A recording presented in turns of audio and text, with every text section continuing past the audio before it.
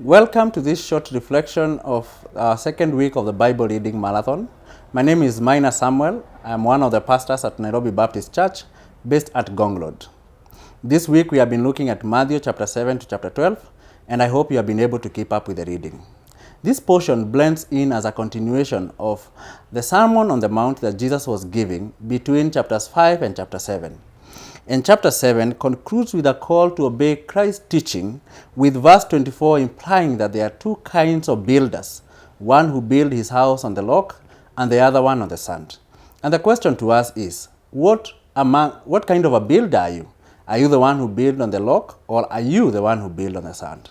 But looking further into this portion, we see that there are other several teachings and manifestations of the power of God that we can be able to draw valuable lessons from. We are going to look at just two takeaways. Number one, Jesus addresses the issue of faith in several instances. And the question is, do we truly believe God and trust Him at all times?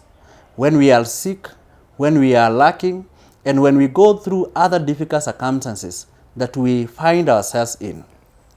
You see, from the story of the centurion's faith in chapter 8, Jesus implies that even the inheritance that we have an assurance in heaven is on the basis of faith and not on the merit of identity that like the Jews would think of. And even as we put our faith in Jesus Christ, we have to count the cost of following Him. This cost has demands and implications. It is not just a fancy adventure. It means putting Christ first and yielding to Him beyond our worldly pleasures and personal relationships. And so may we be ready to count the cost even as we follow Christ. Finally, we see the compassion that Jesus had for the lost world. The Bible records in chapter 9 verse 6 that He had compassion for the crowds because they were harassed and helpless like sheep without a shepherd. And so when He healed the sick and raised the dead and cast out demons, it's because He cared for them and because He wanted them to be free. But also, His goal was that through His loving actions, they would come to know Him. And so He calls them in chapter 11, verse 28, "Come to me, all who are burdened, and I will give you rest." In the same way and with the same compassion, He is calling us and sending us out like the disciples to the lost sheep of Israel, that we may go out and spread the message of love.